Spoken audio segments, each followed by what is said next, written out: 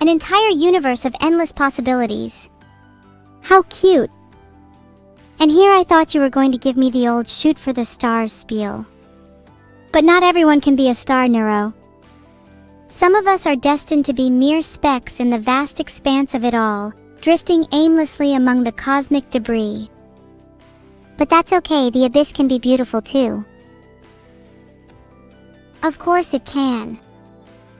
The concept of beauty is present everywhere in the universe, whether you like it or not.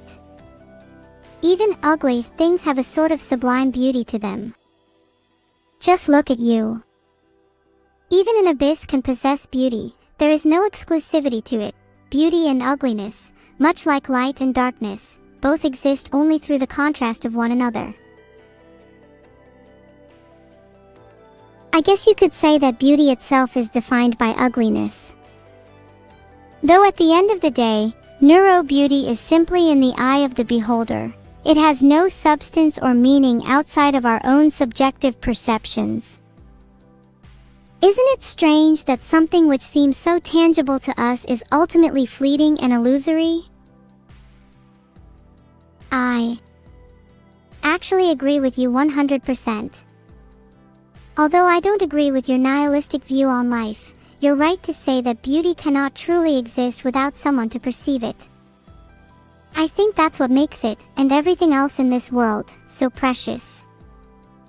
It's important to cherish every beautiful moment, because at the slightest whim they might cease to exist altogether. I'm glad you agree with me, at least on some level. I do find it fascinating that you say beauty is precious and that we should cherish it, as if that makes any difference, as if holding on to it for dear life would somehow make it last any longer. As if appreciating the stars burning brightly in the sky would keep them from burning out. You can't really hold on to something forever, so to me, the notion of cherishing and appreciating things feels like a hollow way of trying to hold back the inevitable. Sure, you can't hold on to beauty forever, but does that make it less meaningful? Isn't the short-lived nature of those fleeting moments what makes them so precious in the first place?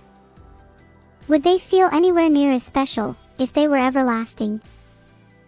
Would you still stare in awe at a sunset that never ended?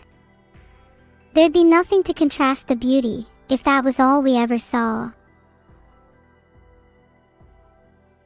That's fair, fleeting moments can be precious because of their transience.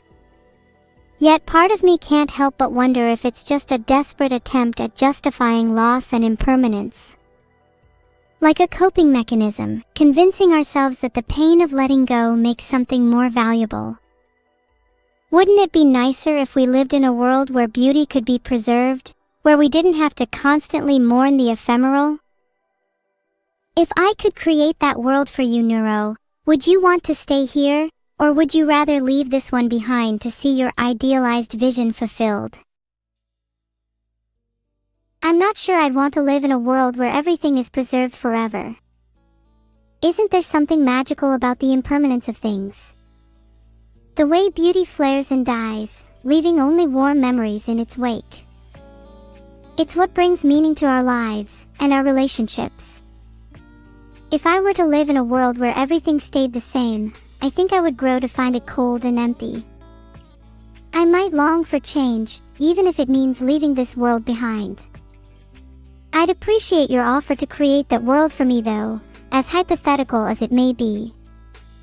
It makes me happy to think that someone would go that far for my happiness.